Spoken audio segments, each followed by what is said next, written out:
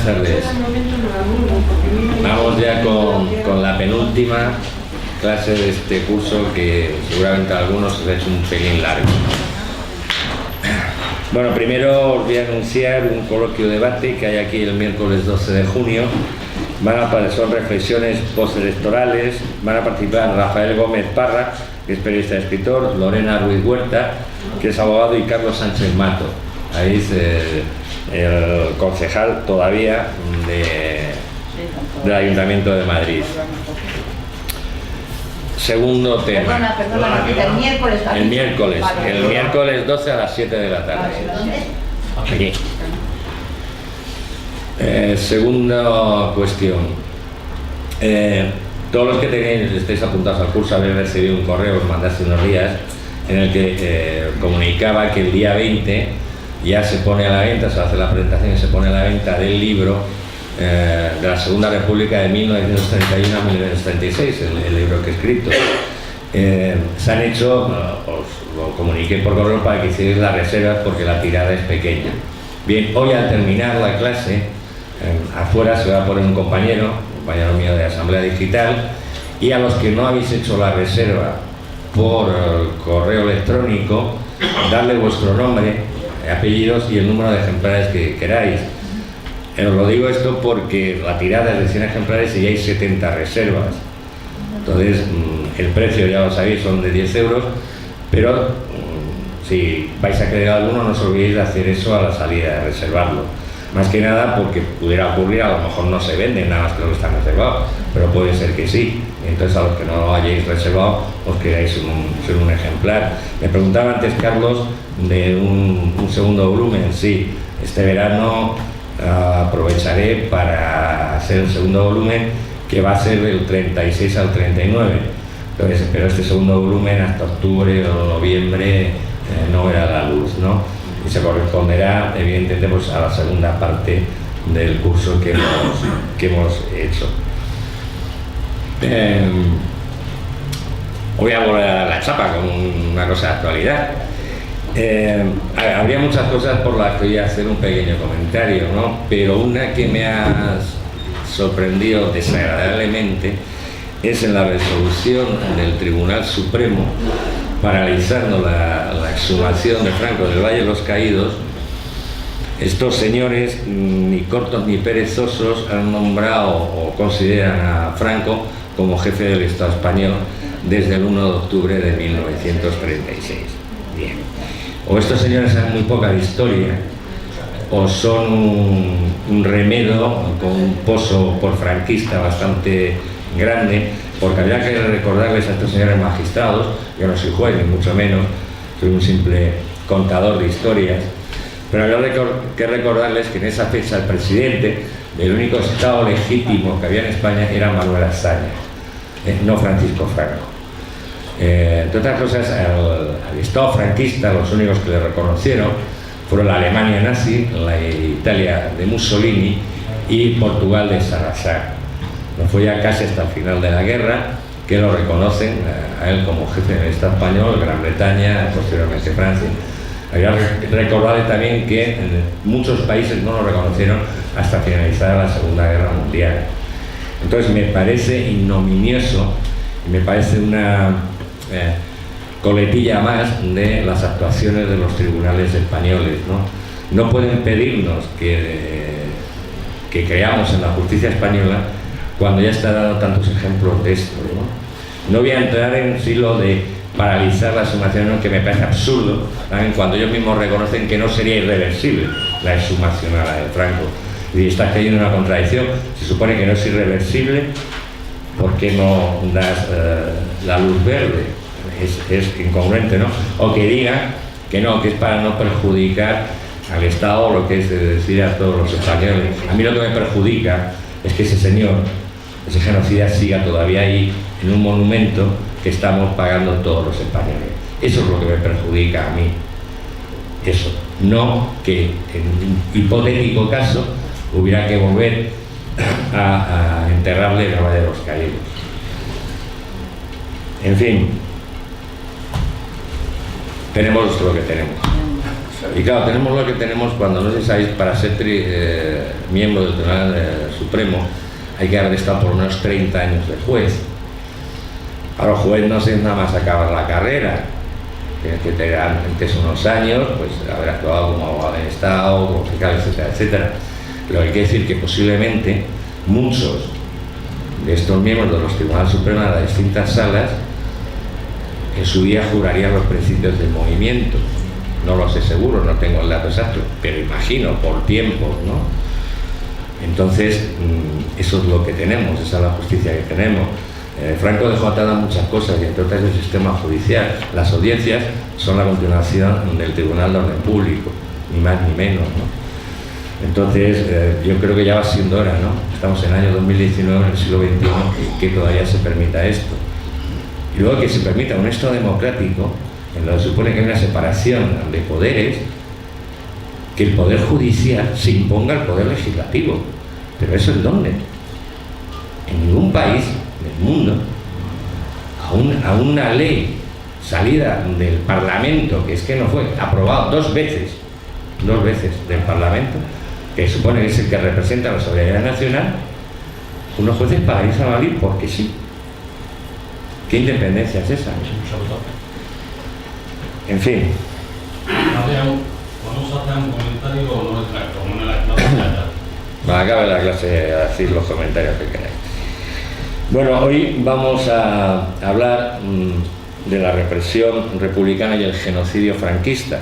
Y hago esta distinción a propósito, es decir, no hablo de represión en ambos lados, porque en un lugar fue una represión, hubo represión, y evidentemente en otras un genocidio. ¿Por qué? Digo que lo que se llevó a cabo en la zona franquista fue un genocidio. Siguiendo a un jurista polaco, Rafael Lemkin, él describía 8 variaciones posibles de genocidio, ¿no? O, digamos, distinguía 8 clases de genocidio. Bueno, en la represión efectuada por Franco, al menos 6 de esas calificaciones se dan.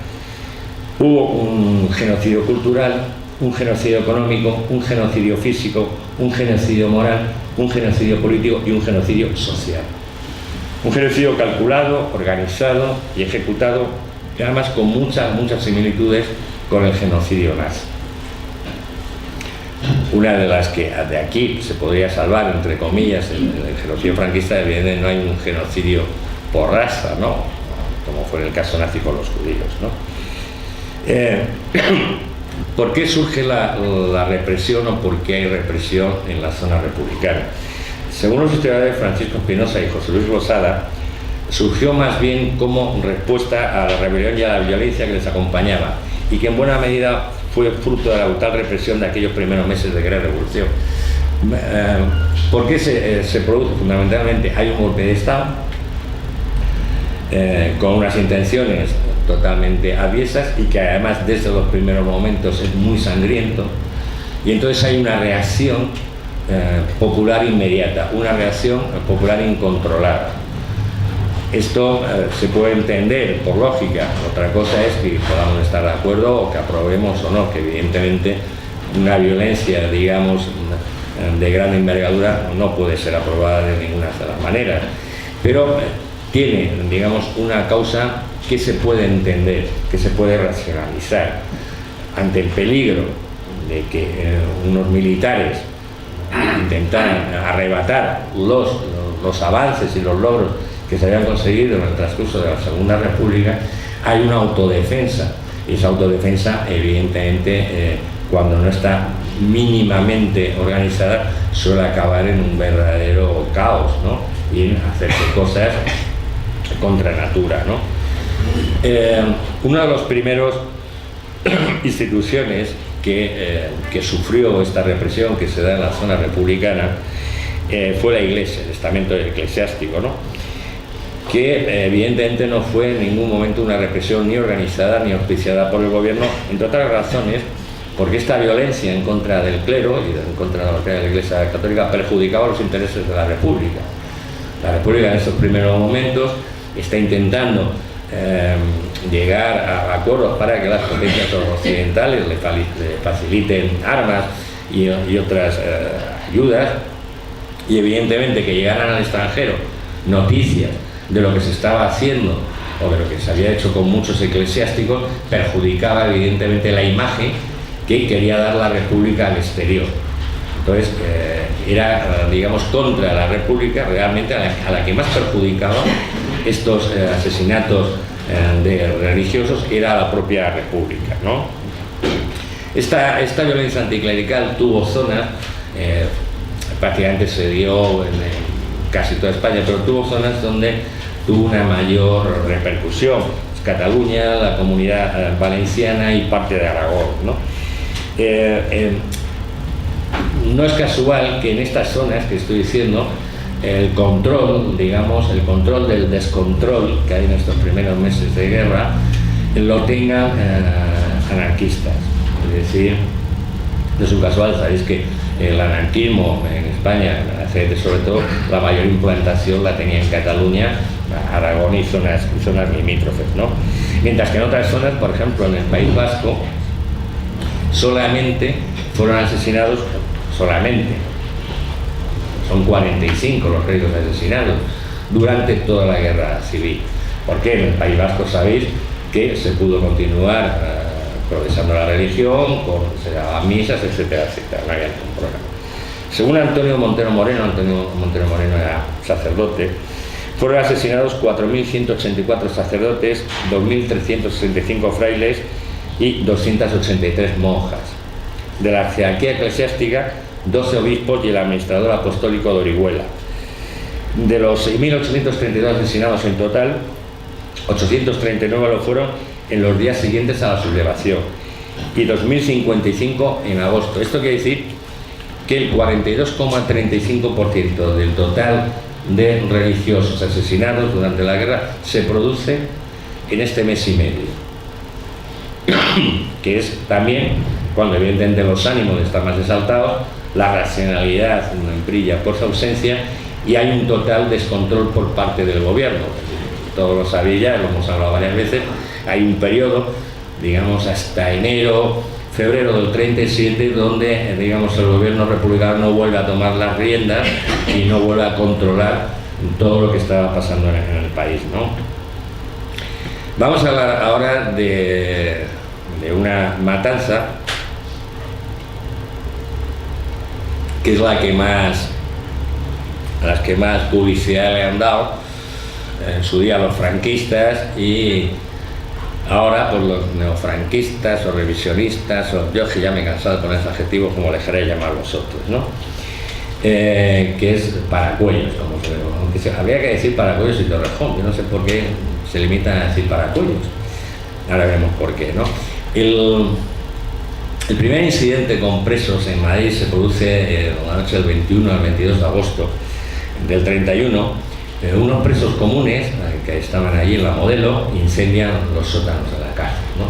Una vez que los han incendiado, echan la culpa de que han sido los presos fascistas que estaban aquí los que han pegado fuego a la cárcel. Inmediatamente se conoce el hecho y una muchedumbre se acerca a la Modelo, entra en la Modelo, saca a algunos presos de sus celdas y allí mismo en el patio los fusila, ¿no? Además, en esta se podía denominar como la primera saca, aunque digamos no es de las que cuenta en las sacas que veremos ahora de distintas cárceles. Mueren personajes, o son asesinados personajes muy significados, ¿no? Julio Ruiz de Alda, José María Albiñana, que es para muchos el primer teórico junto a Ramiro de Maeztu del fascismo español. Melquiades Álvarez era íntimo amigo de Azaña. Azaña, cuando supo el asesinato de este amigo suyo, entró en una profunda depresión, ¿no? Fernando Primo de Rivera, que era hermano de José Antonio, y Pedro Durruti. Pedro Durruti era hermano del líder de la CNT, Buenaventura Durruti. Hay que ver dos hermanos tan distintos, ¿no? Y los dos se acabaron de manera trágica, ¿no?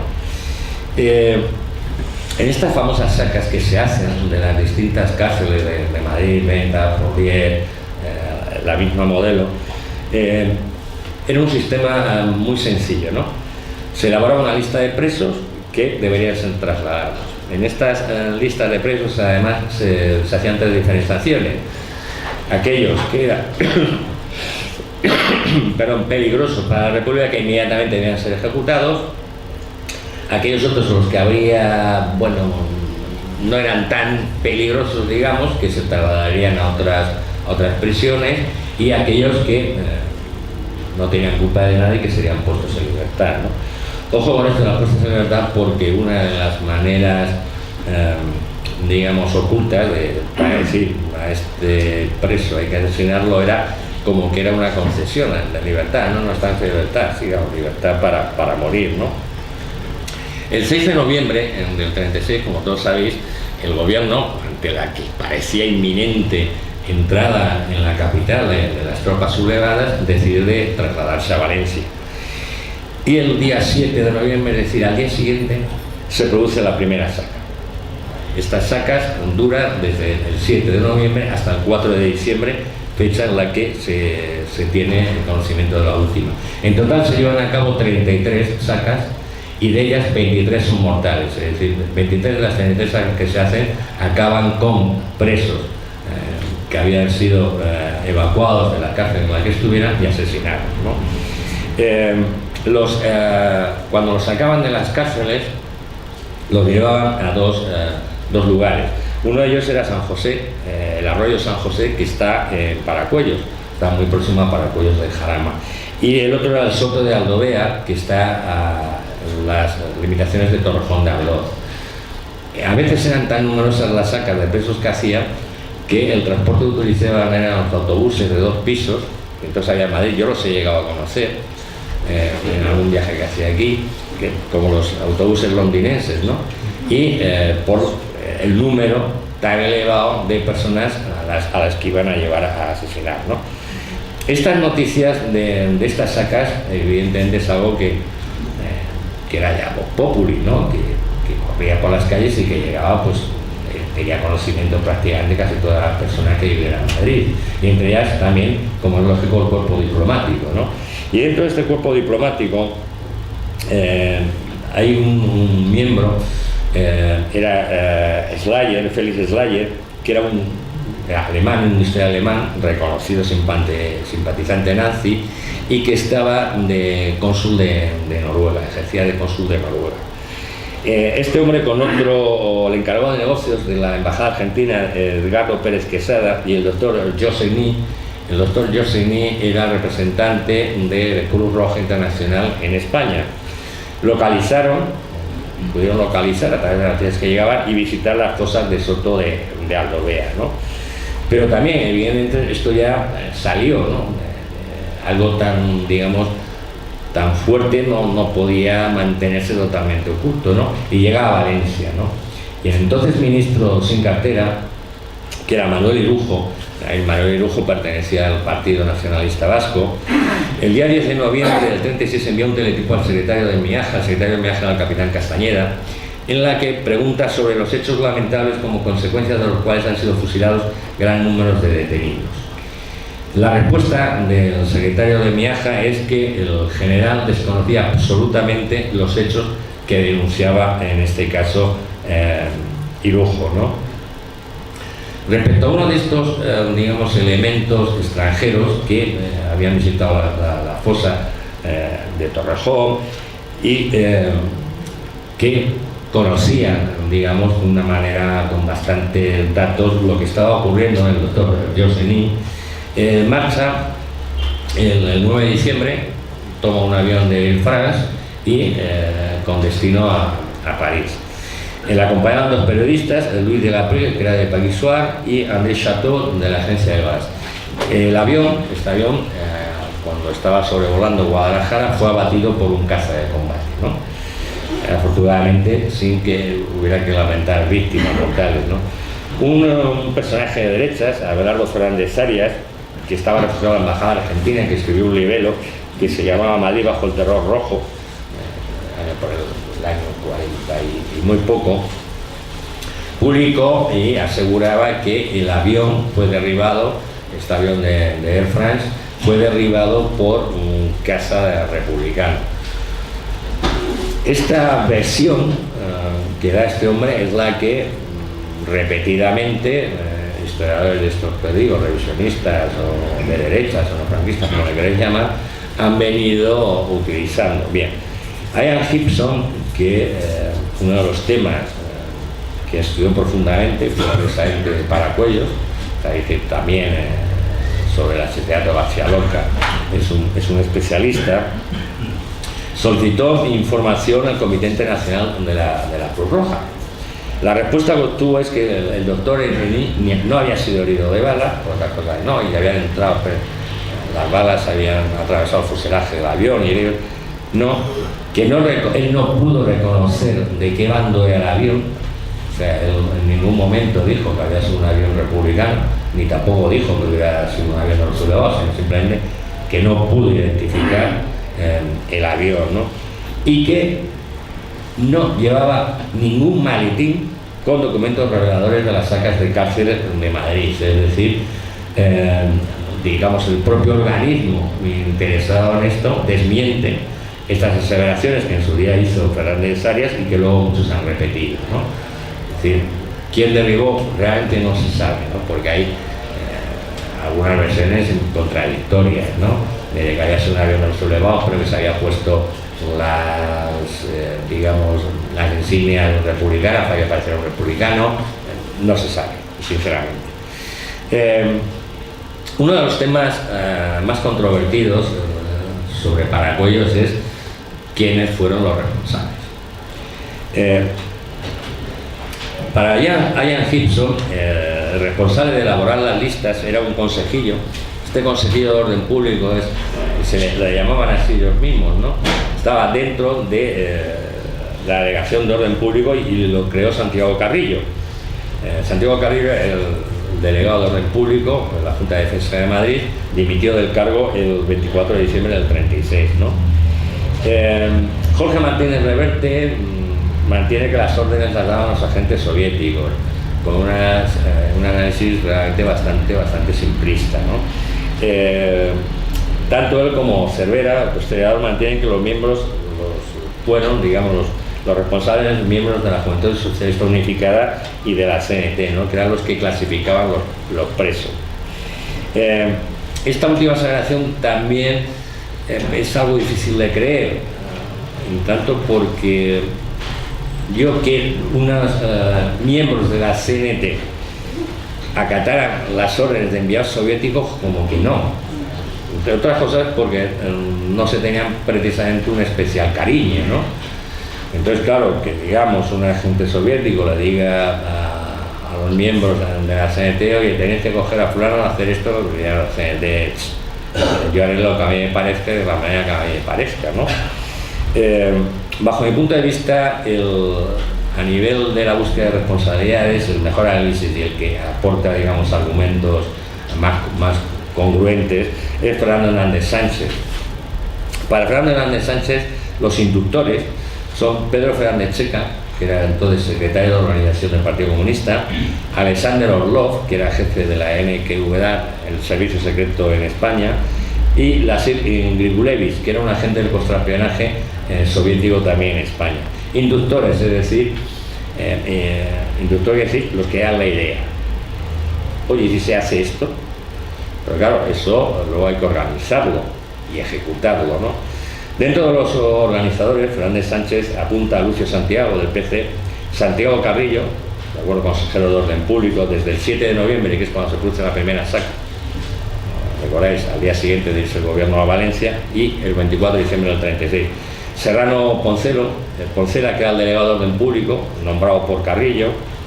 José Cazorla, que sustituyó a Carrillo como consejero de orden público desde el día 25 de diciembre.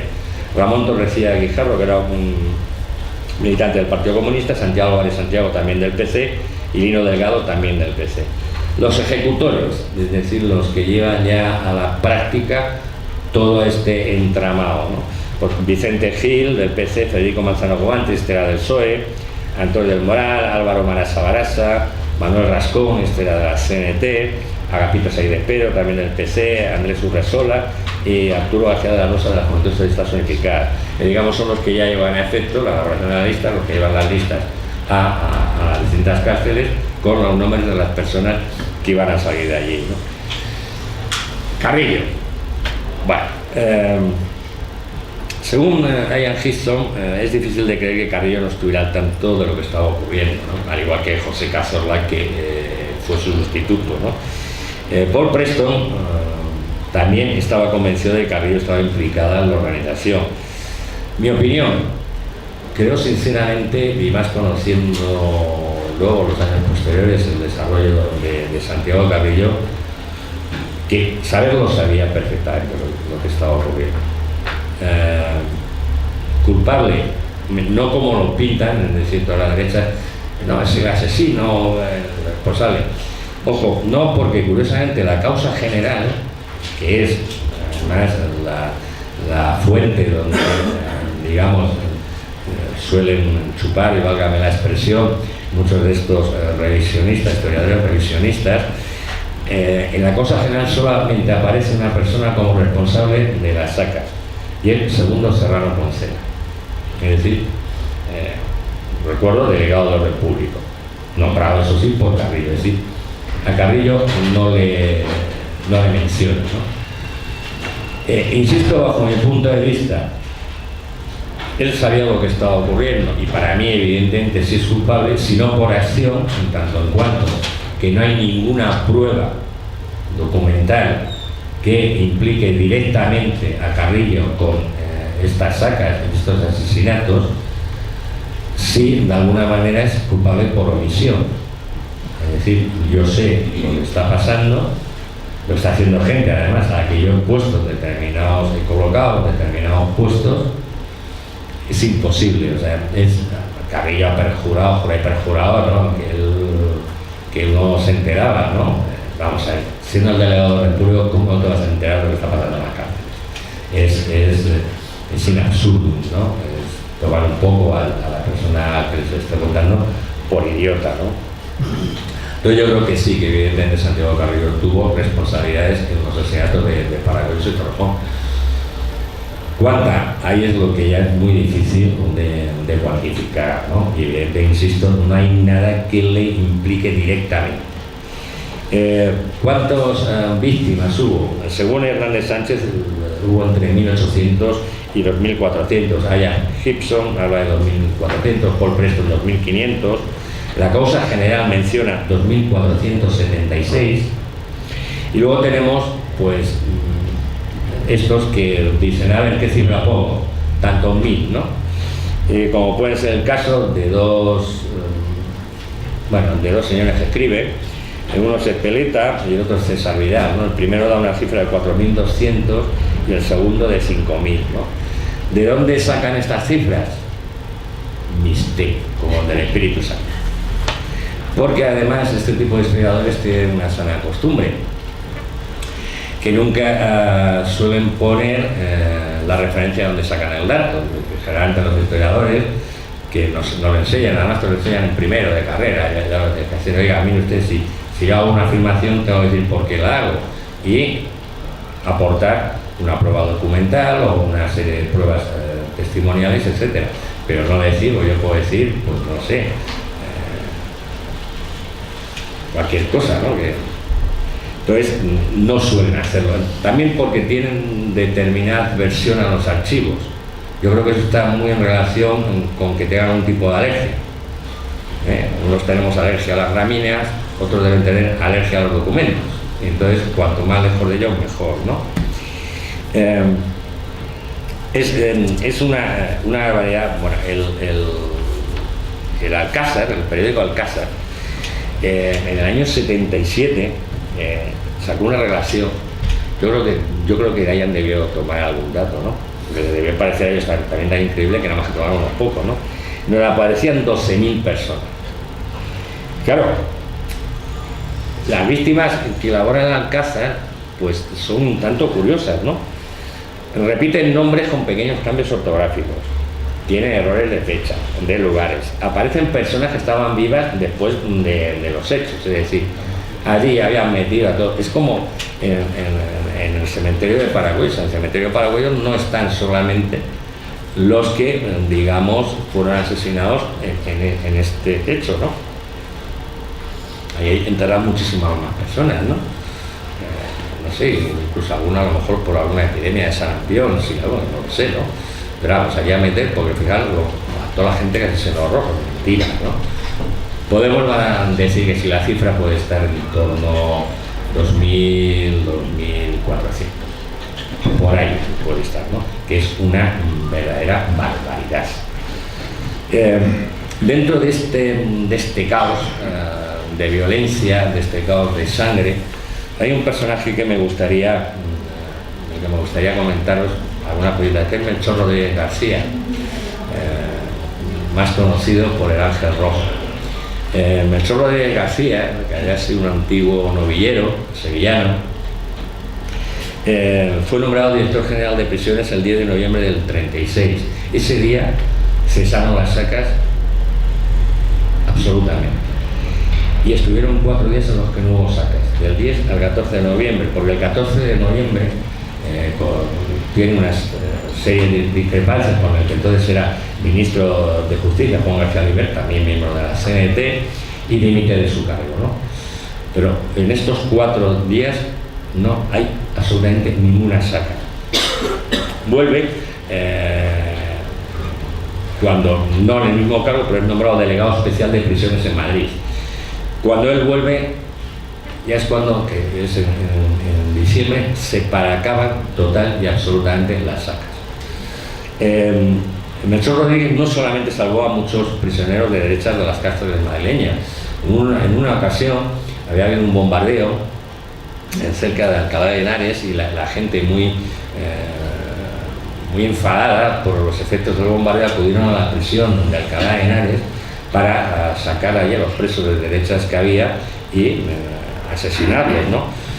Cuando conocen la noticia a Melchor Rodríguez de que está ocurriendo esto, inmediatamente marcha a Alcalá de Henares, llega a la prisión, se pone en las puertas de la prisión y él para a los milicianos. Estuvieron a punto de matarle, pero él se mantuvo firme y no dejó que estas masas ansiosas de venganza entraran en la prisión para llevar a cabo lo que pretendía. Melchor es un hombre, por ejemplo, cuando ya está acabando la guerra, él no apoyó explícitamente el golpe de Casado, pero de alguna manera sí implícitamente, porque aceptó ser nombrado alcalde de Madrid. De hecho, Melchor Rodríguez fue el que entregó Madrid a las tropas sublevadas, ¿no? Tal había sido la trayectoria de este hombre, digamos simplemente a nivel humanitario. Fue evidentemente encarcelado cuando acabó la guerra. En un primer momento se le juzgó, salió absuelto, hubo un recurso y se le volvió a juzgar en un segundo juicio. Aquí sí se le condenó a 20 años, de estos 20 años solamente cumplió 5. Pero fijar el detalle, él muere en el año 72 y en su entierro, en el féretro, lo cubren con una bandera de la CNT. Estamos hablando del año 72. Y a nadie se le ocurre retirar esa bandera, entre otras cosas porque a su entierro, evidentemente con gente anarquista, pues la universidad y gente que lo conocía, familiares, amigos, etcétera, había muchos de los derechos a los que había salvado la vida, y entre ellos uno que se hizo muy amigo de él en el transcurso del tiempo, que era un conocido falangista, Javier Martín Artajo. Os sonará a todos. Javier Martín Artajo, después de la guerra, hizo una gran amistad con este hombre, con Melchor Rodríguez García. Es decir, fue un hombre que, manteniendo sus ideales como siempre mantuvo antes, Melchor Rodríguez García, antes de estallar la guerra, entraba y salía de la cárcel cada 2 por 3, ¿no? Hay algunos libros sobre él, uno sobre todo una biografía, no me acuerdo ahora mismo del autor, que es una biografía novelada, que es la verdad muy interesante porque es un personaje digno de conocer. Es uno de los pocos homenajeados, tiene una calle en Sevilla, como no podía ser de otra manera, ¿no? A su nombre. En cuanto a la represión republicana, en la zona republicana en general, primero, aunque los revisionistas siguen empeñados en esto, en ningún caso es equiparable a ejercida en la zona sublevada, ¿no? Por varias razones. Primero, las autoridades no organizan en ningún momento esta represión, sino que son, como ya hemos visto, grupos de incontrolados, que no había manera de hacerles entrar a razón, los que llevan a efecto la violencia, los que ejecutan. El número de víctimas es muy inferior. A eso ya, por cada víctima provocada por la República, más o menos hay 3 provocadas por los franquistas, es decir, una proporción de 3 a 1. El Santuario Nacional de Valladolid dio la cifra de 54.594 muertos por la represión en la zona republicana. La causa general lo sube a 85.940. Y esto es curioso porque la causa general, bueno, cuando acaba la guerra estaban hablando, Franco entre otros, de que los rojos habían matado 300.000, 400.000 personas, no exagero, daban estas cifras, ¿no?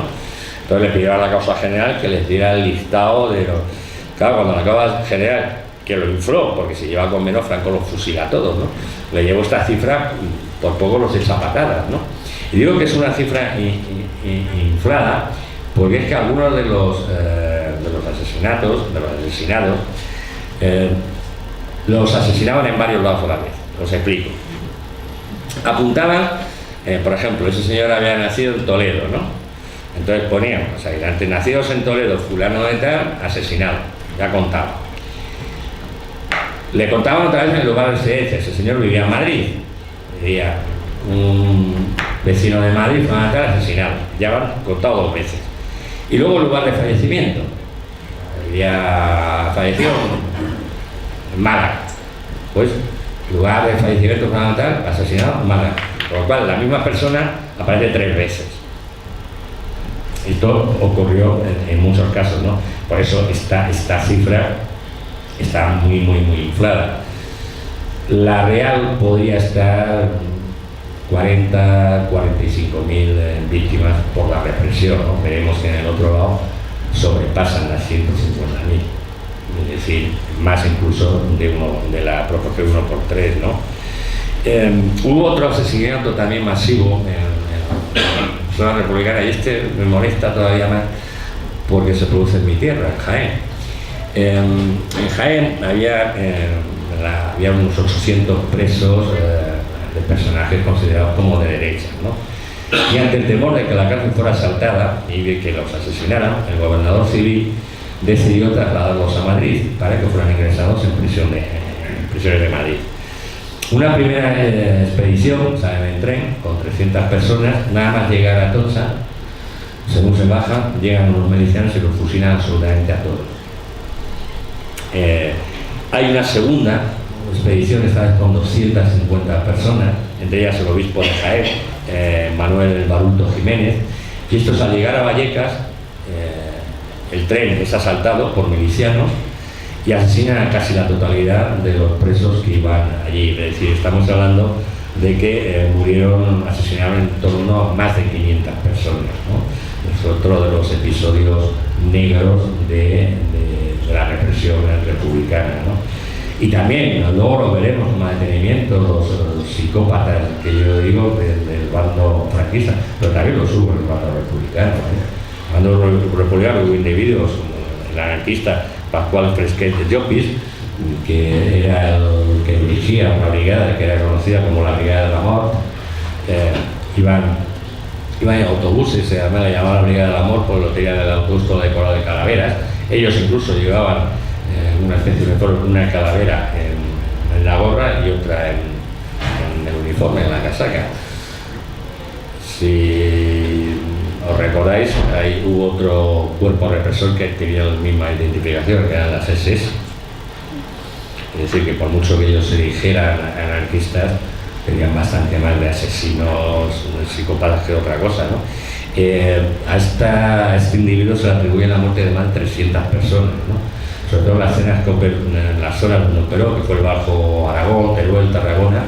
Era pánico lo que sembraba cuando veían aparecer la caravana de estos individuos, ¿no? A final de octubre del 36, la dirección de la CNT fue ella misma la que acabó con las actividades de este asesino, ¿no? Y bueno, vamos a ver ahora el genocidio franquista, ¿no? Ya os he explicado por qué hay una diferenciación entre represión y genocidio, ¿no? En este caso, uno de los primeros motivos, ya os lo he dicho, es porque está planificada incluso de antes de comenzar la guerra. En una de las famosas instrucciones reservadas, el general Mola dice: es necesario crear una atmósfera de terror, hay que dejar sensación de dominio, eliminando sin escrúpulos ni vacilación a todo el que no piense como nosotros. Tenemos que causar una gran impresión. Todo aquel que abierta o representante defensor del Frente Popular debe ser fusilado. Es decir, ya en las instrucciones reservadas, antes de iniciarse la sublevación, ya se está indicando cómo se debe de actuar contra el enemigo, ¿no? Vamos a ver, para que veamos que esto está totalmente controlado, totalmente organizado, totalmente pensado por los que dirigían, por todos los jefes militares que dirigieron la sublevación, algunos de las ideas que ellos tenían respecto a esto. Godet, por ejemplo, el general Godet, en el artículo 3 del bando de guerra que declara las Islas Baleares, decía: resuelto a mantener inflexiblemente mi autoridad y el orden, serán pasados por las armas todo aquel que intente, en cualquier forma de obra o de palabra, hacer la más mínima resistencia al movimiento salvador de España. Franco y sus compañeros africanistas utilizaron los mismos métodos, esto lo comentaron en alguna ocasión, que utilizaron la guerra de Marruecos o que utilizaron luego la represión de la Revolución de Asturias. El propio Franco dictó, una obra de diario de una bandera, se publicó en Madrid en el año 42, y en ella se jactaba de que un corneta suyo de la Legión le había arrancado la oreja a un prisionero. También se jactaba mucho de que los legionarios tenían como divertimento habitual cortar la cabeza del enemigo y clavarla en la bayoneta, ¿no? Es decir, en procesión enseñando los trofeos de guerra, ¿no? Mola, otro, cuando se intenta de alguna manera, bueno, se podría llegar a parar esta sangre que está haciendo Mola, dice: parlamentar, jamás. Esta guerra tiene que terminar con el exterminio de los enemigos de España. Quiero derrotarlos para imponerles mi voluntad, que es la vuestra, y para aniquilarles. No hay dudas, ¿no? El cardenal Gomá, del que ya hablamos en la clase pasada, dice: efectivamente conviene que la guerra acabe, pero no que se acabe con un compromiso, con un arreglo, ni con una reconciliación. Esto habría que recordarse lo que leyeran esto a los que hablan, ¿no?, que hay que olvidar, porque hay que reconciliar, que hubieran predicado con el ejemplo. Tanto les gusta predicar, pues hubieran predicado con el ejemplo, ¿no? Se lo digan al querido abad del Valle de los Caídos. Seguía el cardenal Gomá: hay que llevar las hostilidades hasta el extremo de conseguir la victoria a punta de espada. Más violencia, ¿no? La verdad es que sería interminable la lista de las atrocidades cometidas por esta gente, ¿no? Por Mola, Queipo, Franco, Yagüe, que merecen estar en el podio. Si se hiciera un podio de la barbarie, o sea, de bárbaros, ellos estaban en los puestos de honor, ¿no? Otras perlas de estos líderes de la sublevación: Franco, el 27 de julio del año 36, concede una entrevista al periodista norteamericano Jay Allen. Jay Allen era un periodista norteamericano que tuvo la suerte de que le admitían los sublevados y acompañó a las tropas sublevadas en bastantes trayectos. No era para nada, no era un rojo recalcitrante ni mucho menos, pero tampoco era un fascista, ¿no? Ya en esa entrevista le dice Franco: nosotros luchamos por España, ellos luchan contra España, estamos resueltos a seguir a cualquier precio.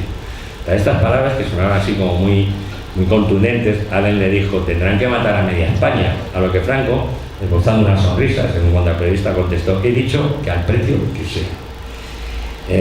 Queipo, en un discurso tras la toma de Morón de la Frontera, dijo: a todos les recuerdo que por cada persona honrada que muera, yo fusilaré por lo menos 10. Y hay pueblos donde hemos rebasado esa cifra. La gran mayoría rebasaron esa cifra.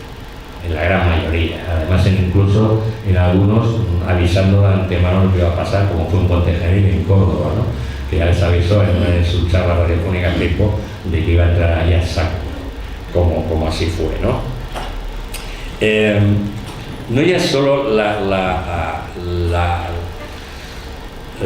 el asesinato de personas en la retaguardia, es que se supone que en todas las guerras hay una ley de guerra, ¿no? Donde se dicta cómo hay que tratar a los prisioneros, etcétera, etcétera.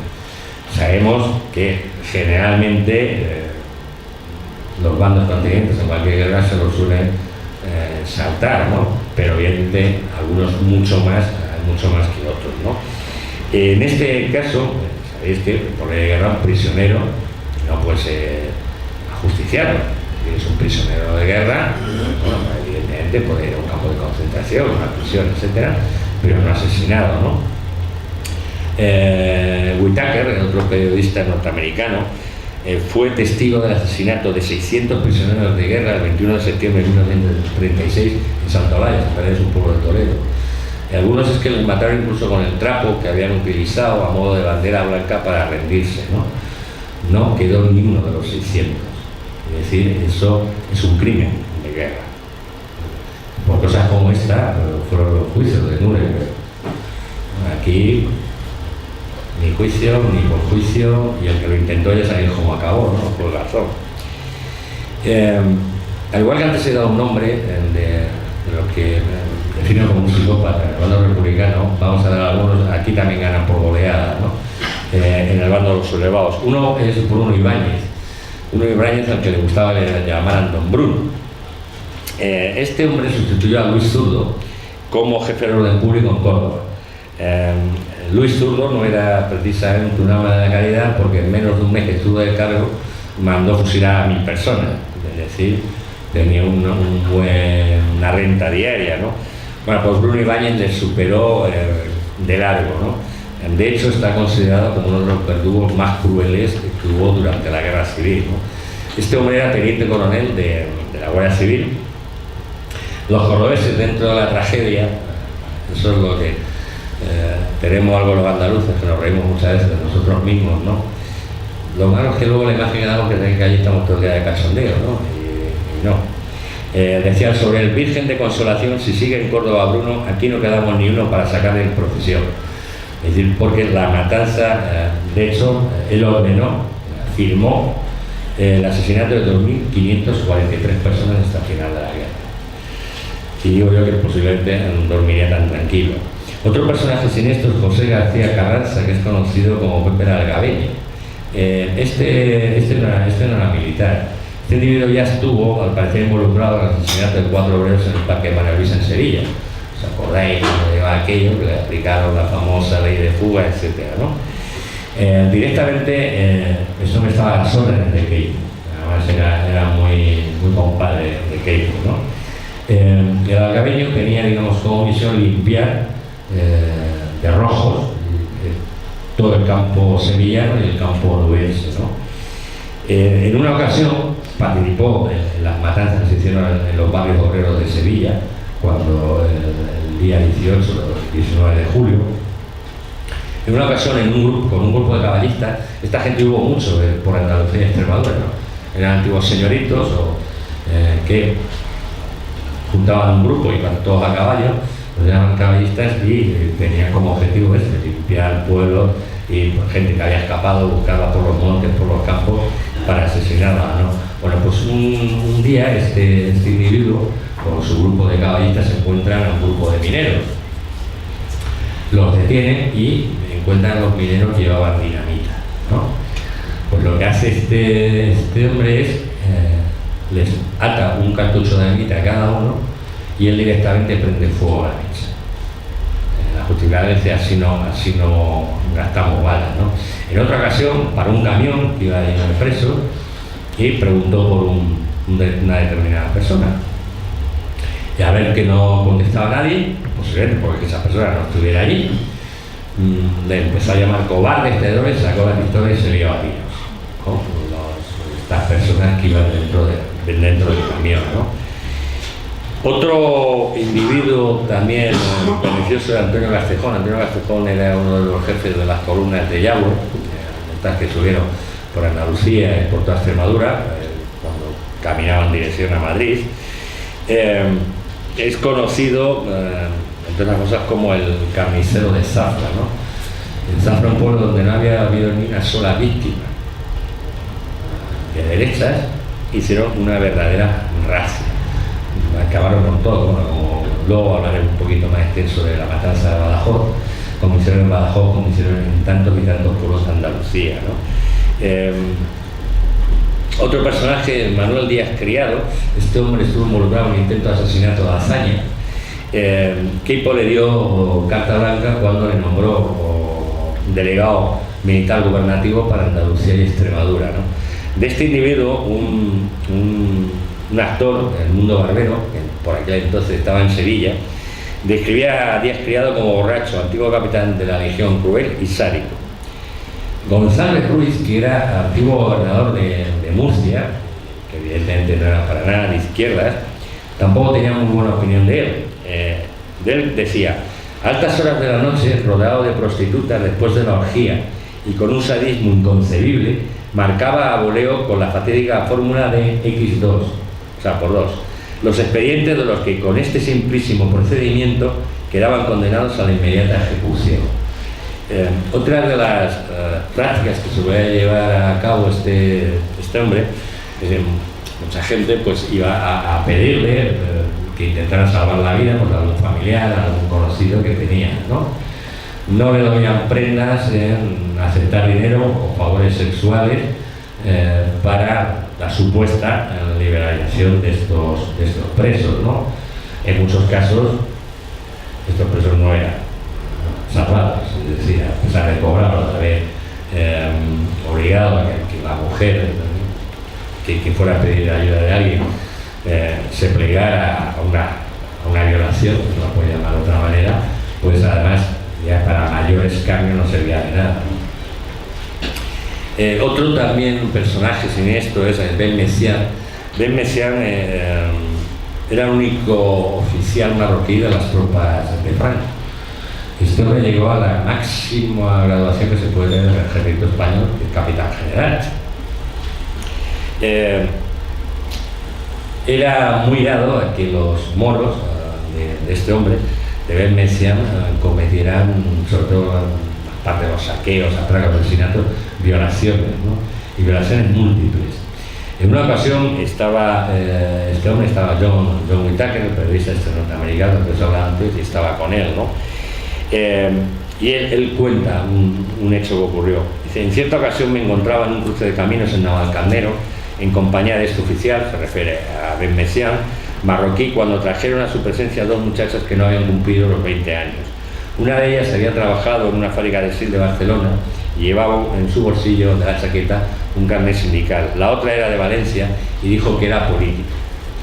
El Messiaen la llevó a una escuela donde estaban descansando alrededor de 40 soldados moros, que estallaron en alaridos al verlas llegar. Me quedé horrorizado, lleno de rabia e impotencia. Cuando le manifesté al Messiaen, mi periodista me respondió con una sonrisa: no vivirán más de 4 horas. Esto no fue solo esta vez que tuvo Whittaker como testigo, sino muchas veces. Y hay documentados más casos de estos, de las tropas de este individuo, las tropas de violaciones múltiples de muchachas, ¿no? Con las mujeres, pues evidentemente con las mujeres, como en casi todos los ámbitos de la vida, desgraciadamente, pues sufre una doble represión. En este caso, una represión por el hecho de ser republicanos, o de haberse mantenido firmes, o simplemente por estar allí, es decir, por haber seguir viviendo en zona republicana, y evidentemente por ser mujeres, ¿no? A estas mujeres las vejaciones, violaciones, desmanes que eso pueda pasar a la cabeza los sufrieron, ¿no? Todos habéis visto cantidad de imágenes muchas veces de estas mujeres. Lo primero que hacían era pelarlas, las hinchaban de aceite de resino mientras las pasaban por las calles de los pueblos, las iban haciéndose sus necesidades, porque a veces no podían controlar los esfínteres, ¿no? Para la feroz represión que tuvieron con ellas daba exactamente igual la edad, la condición, incluso si estaban embarazadas o no, ¿no? Por ejemplo, en la maternidad de Toledo, cuando entran los sublevados franquistas de ahí, en el hotel, o sea, perdón, en el hospital de Toledo había 20 mujeres, en la maternidad de Toledo, 20 mujeres embarazadas esperando a la luz. Bueno, entraron en el hospital, las sacaron a las 20 mujeres, las llevaron a las tapias del cementerio y las fusilaron. Todas con el hijo dentro, es decir, todas embarazadas. Había un militar que tenía una sana costumbre, que era cuando encontraba una embarazada, una mujer embarazada, primero la hacía bailar y luego con un machete o un cuchillo les abría el vientre y les sacaba tanto afecto que pudieran, o incluso ya niños en algunos casos, y los sacaba, ¿no?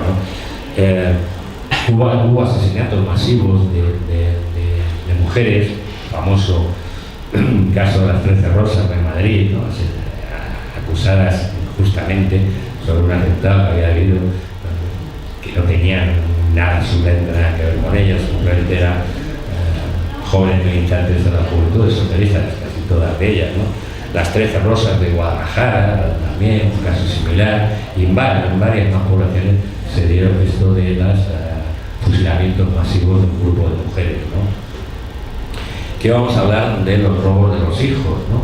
Los robos de los hijos de estas mujeres que estaban en algunos casos embarazadas, esperaban a que dieran la luz y una vez que daban la luz las ajusticiaban, ¿no? O una ley que sacó Franco en el año 40, entonces a las mujeres que estaban presas, que estaban con hijos, se las dejaba que los amamantaran hasta los 3 años. A los 3 años les arrebataban el hijo. ¿Dónde acababan estos hijos? Pues generalmente en hospicios, se lo entregaban a familias de bien y adictas al régimen, con adopciones falsas, y de esta forma que desgraciadamente han seguido durante muchísimo tiempo con una colaboración inestimable de la Iglesia, en este caso casi siempre de monjitas, ¿no? Estas santas monjitas, ¿no? Aparte de lo que es la eliminación física, hubo otras formas evidentemente de represión en los campos de concentración. Hay un magnífico libro recientemente publicado de Hernández de Miguel sobre los campos de concentración. Es muy bueno, lo mejor que se ha hecho hasta ahora y más completo trabajo historiográfico al respecto, ¿no? Que ha documentado 286 campos. Pues estos 186 campos pasaron en torno a las 500.000 personas, ¿no? En solo la revisión de 15 de estos campos se documentan 6.000 víctimas. Y además hacían verdaderas barbaridades, ¿no? Bueno, muchas de las víctimas no eran solo que los sacaran y los fusilaran, morían de hambre, de hacinamiento, etcétera, de frío. Una de las cosas que hacían a la gente del sur la solían mandar a campos de concentración del norte, ¿no? O hicieron un campo de concentración para indigentes, donde metieron a 600 indigentes, murió el 50%, en este caso caídos por hambre, ¿no? Evidentemente otra represión, la represión económica, no solo se conformaban con haber matado a un determinado miembro de una familia, sino que además luego arrasaban con todos los bienes que tuviera esa familia, dejándole sin ninguna posibilidad, o prácticamente sin ninguna posibilidad de sobrevivir. A nivel de víctimas, ya os lo comentaba antes, se calcula entre 30.000 desaparecidos y más de 150.000 documentados, asesinados por la violencia franquista. Entre 1936 y 1945, ya con nombre y apellido, se han documentado 150.648 víctimas. Andalucía se lleva la palma con cerca de 60.000, Extremadura con más de 13.000, Castilla-La Mancha 12.000, y un caso curioso, Castilla-León. Castilla-León con 11.688, cuando Castilla-León prácticamente en el mismo momento de la sublevación cae en poder de los sublevados, por lo cual ahí no hubo posibilidades, ¿no? La justificación muchas veces de ellos era, claro, el gesto, como ellos han matado tanto, pues nosotros, ¿no? Que en este caso, en estas provincias, como es en Canarias, en Baleares, en Galicia, donde mataron a más de 4.500 personas, es decir, no había habido ningún tipo digamos, de represión republicana, ¿no? 2/3 de estas víctimas no han sido nunca registradas, ¿no? Vamos a pararnos un poco en la matanza de Badajoz. Creo que no lo he mandado, no me acuerdo, luego rebuscando, yo escribí un artículo hace tiempo que era Badajoz, un genocidio franquista. Mañana os lo mandaré, ya lo calzado, os lo mandaré por correo, ¿no?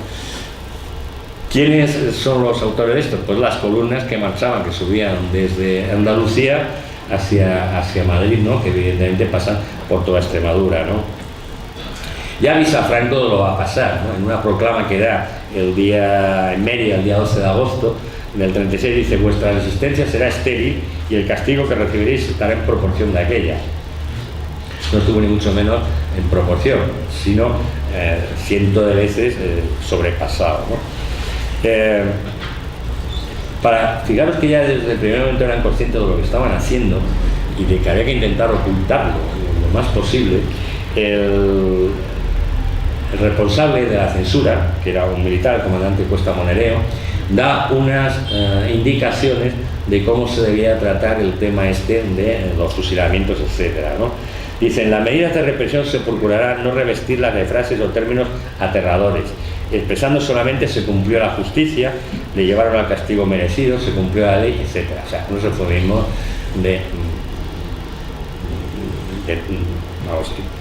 que no hay quien se los crea, ¿no?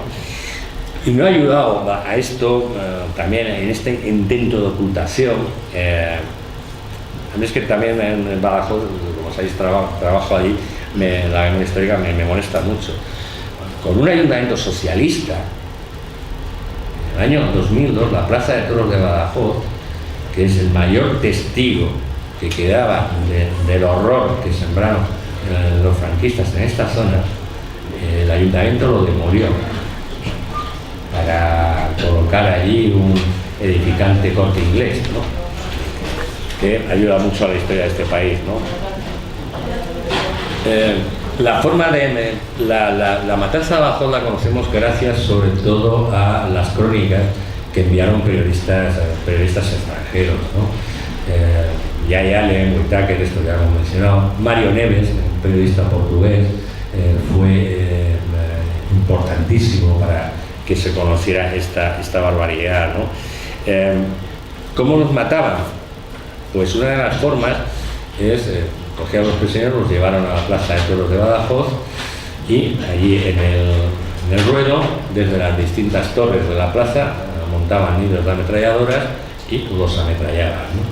En algunos casos incluso, bueno, pues saltaban legionarios y tropas moras al ruedo y los remataban a bayonetazos, ¿no?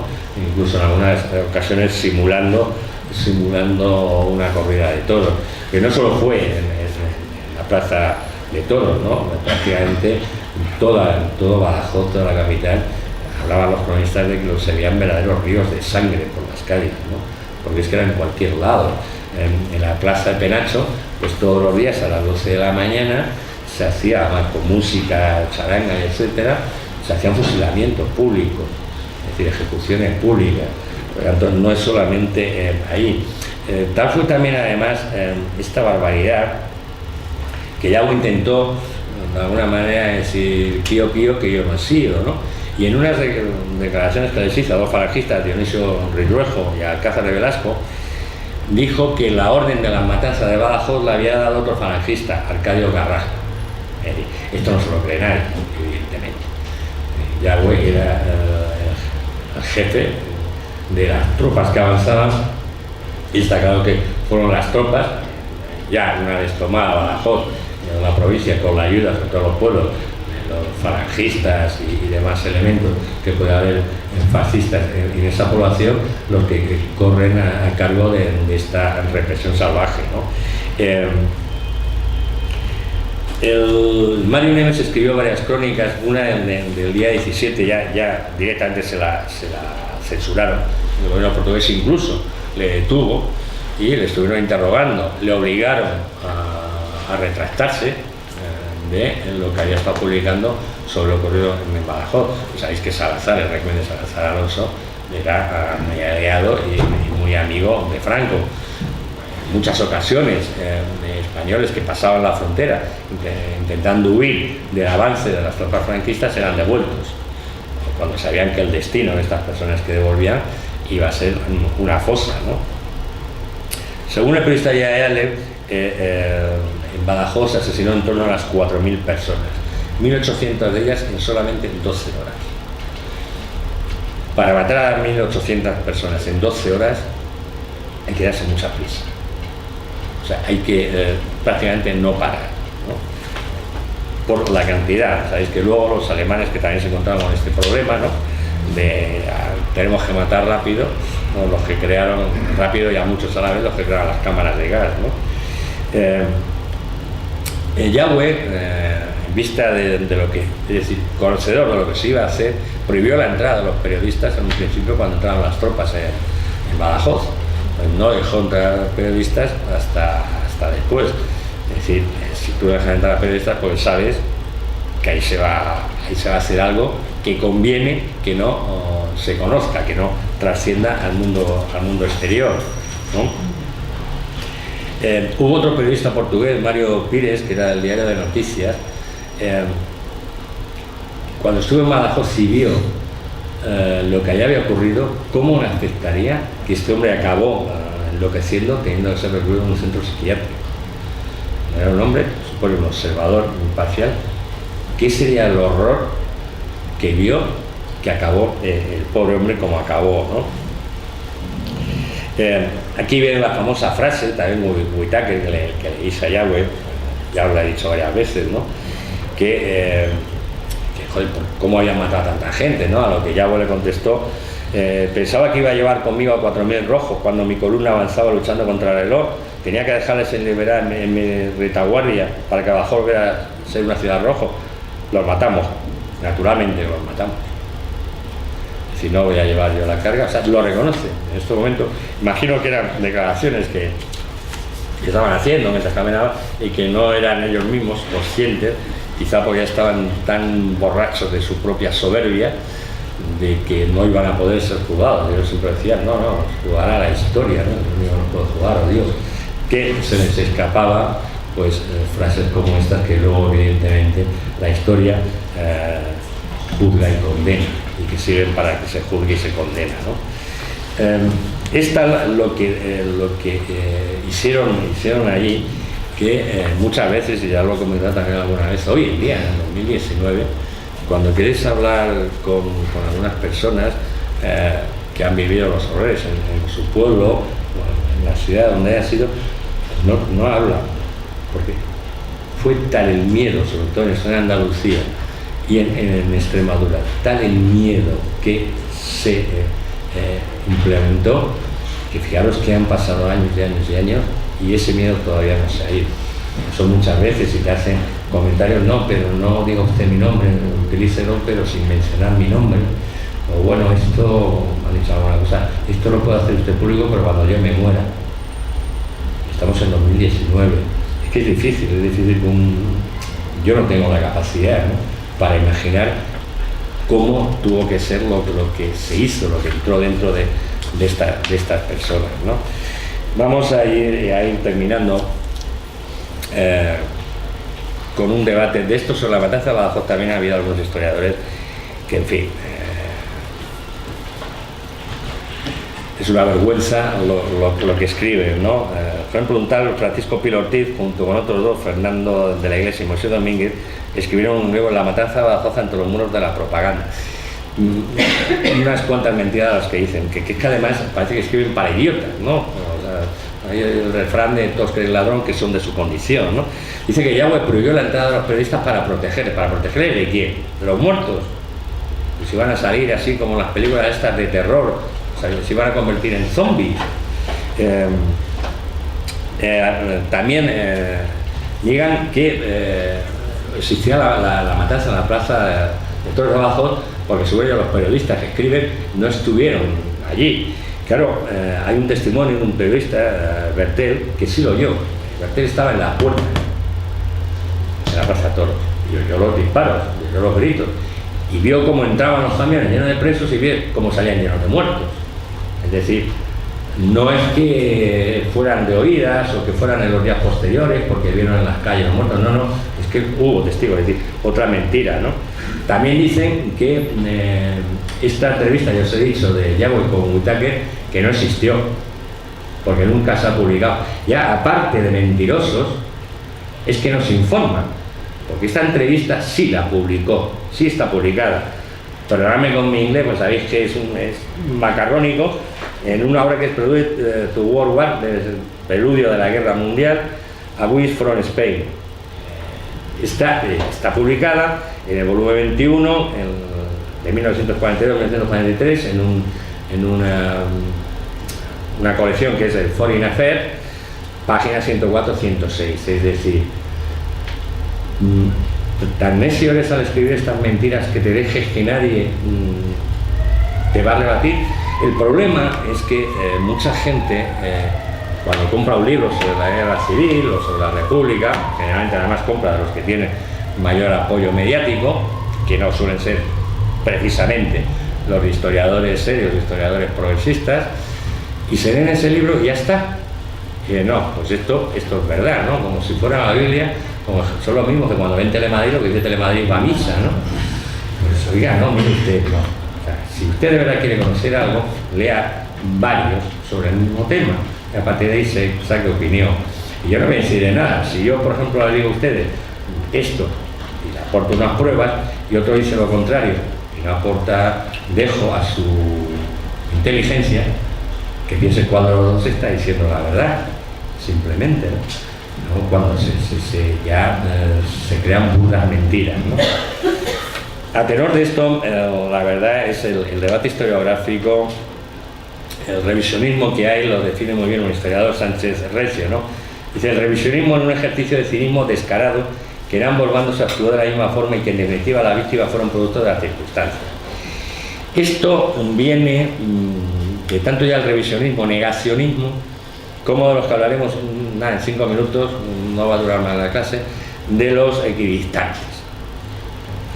Es decir, como todos sabéis, equidistante quiere decir a militante de Ciudadanos, que también todos sabemos que de centro mucho no es, está ya más bien, se está hundiendo poblado, ¿no?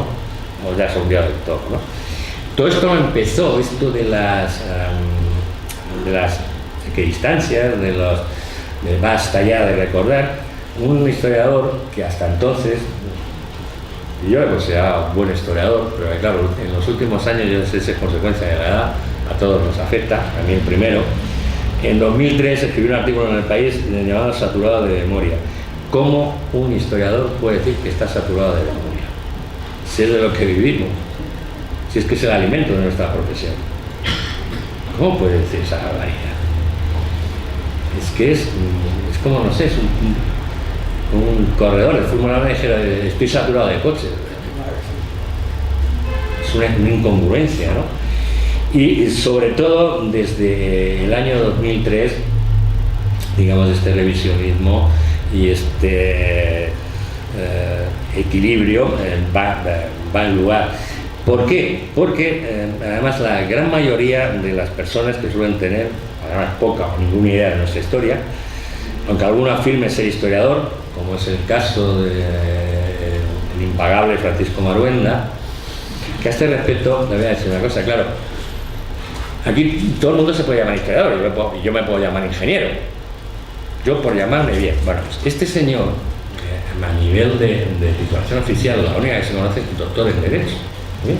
Vale. Es normal, es lo lógico, que en todas las universidades tú pinchas por alguno que sepas que es profesor de allí y te sale el departamento que pertenece con todo su currículum de titulaciones, de obras publicadas, de investigaciones en cursos, etc. Y yo me he tomado la molestia hace unos días de entrar en la página de la Universidad Juan Carlos, que es donde supone que estoy en lista de profesor, que yo no sé cuándo da clase, porque está todo el día en los medios. Debe ser como Super López, ¿no? Se va de un lugar a otro. Está en blanco. Directamente en blanco. Ni aparecen subtítulos, no aparece que haya hecho ningún trabajo de investigación en los últimos 10 años, o sea, nada. Nada, de nada, de nada.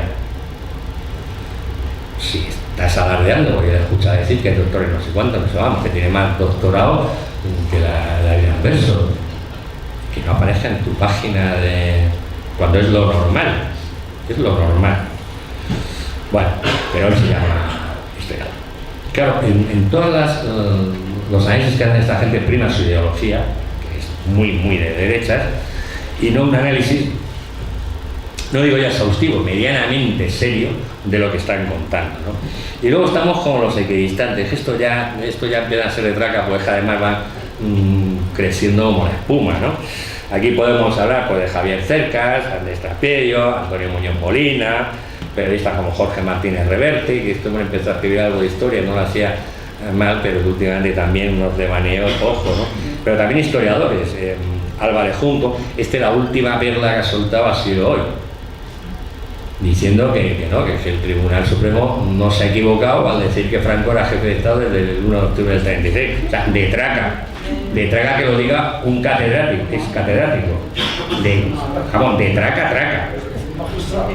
Este fue uno de los que hizo el borrador de la primera línea de memoria histórica, que era tan mala que la echaron para atrás, entonces la tuvieron que mandar a otros a hacerla, ¿no? Y también de la gestión de las comisiones de la memoria histórica, aquí, con la ex.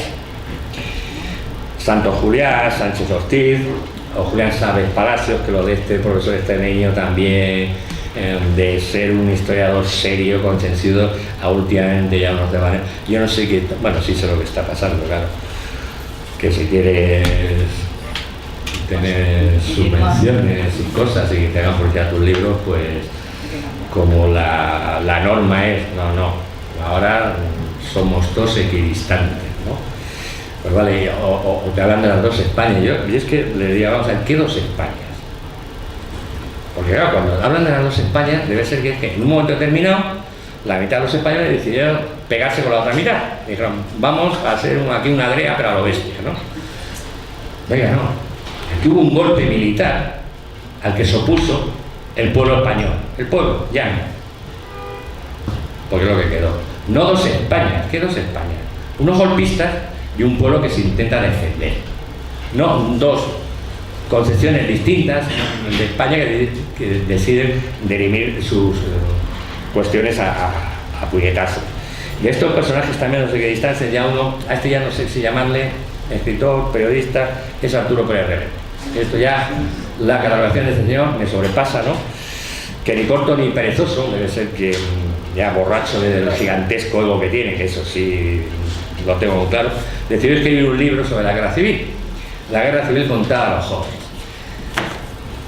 Yo, como tampoco voy a tener rubor, igual que él, es basura historiográfica.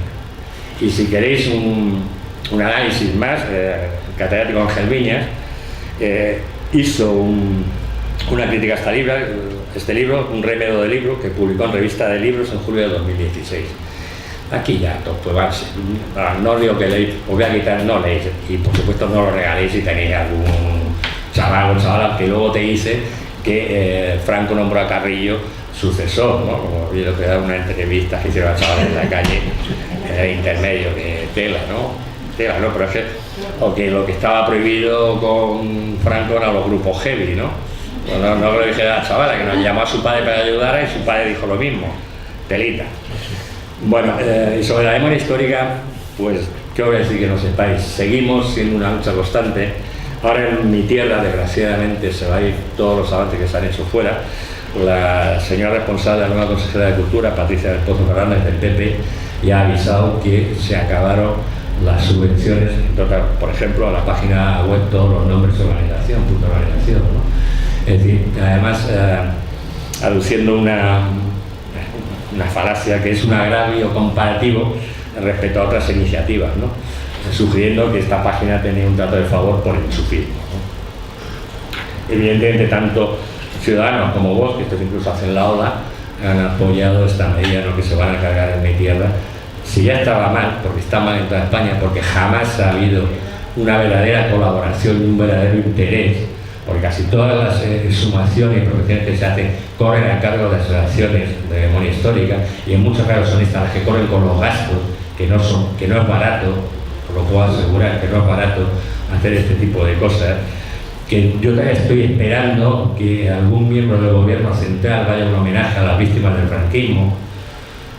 Claro que no se hace, pero a los de ETA, por ejemplo, con todo merecimiento, a los otros sí lo hacen, ya eso sí va a representantes del gobierno. Pero a lo mejor ya va siendo hora que de una santa vez se haga un homenaje. O sea, que no tengamos que ir a Francia para ver cómo se hace un homenaje a los republicanos españoles, que es que se nos tenía que caer la cara de vergüenza.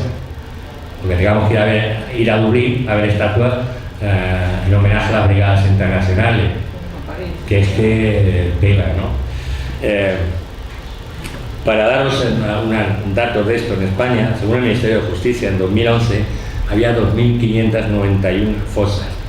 Estos son datos desfasados, es algo que ya se ha pedido, ha dicho el señor presidente del gobierno que lo van a estudiar y que van a modernizar el mapa de fosas, porque son muchas más ya de estas 2.591 registradas en el 2011, ¿no? Como sabéis, solamente nos supera Camboya, que tiene 20.000. Entre los años 2000 y 2017 se han llevado a cabo 555 intervenciones, de las que se han sumado 8.061 cadáveres. Insisto, todo esto gracias a las asociaciones de memoria histórica y no gracias a los gobiernos. Evidentemente, no con el PP, no se podía esperar, porque Rajoy se jactaba de que no había en 3 años dado ni un euro a la ley de memoria histórica, ¿no? Pero también por individuos como Alfonso Guerra. No hace mucho, en julio del año pasado, en el transcurso de un debate sobre el Valle de los Caídos, dijo: aquí hay una serie de gente, por cierto jóvenes, que están todo el día boxeando con el fantasma de Franco. A mí Franco no me interesa, se murió hace tantos años, no tengo ningún interés. A lo mejor a él lo que le interesaba eran los grupos de asesinos que dependían del Ministerio del Interior, cuando ellos estaban en el poder, a lo mejor. Muchísimas gracias, y no me hagáis muchas preguntas porque estoy verdaderamente cansado.